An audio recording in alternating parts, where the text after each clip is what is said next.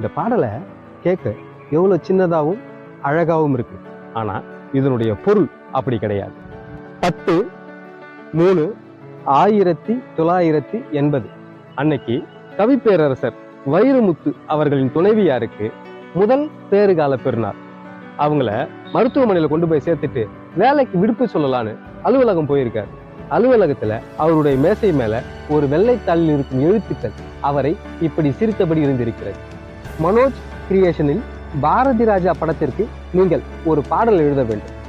அதற்கு Atlantic hotel அறை எண் 410க்கு நீங்கள் வர வேண்டும். கவிப்பேரரசருக்கு என்ன செய்யறதுன்னே தெரியல.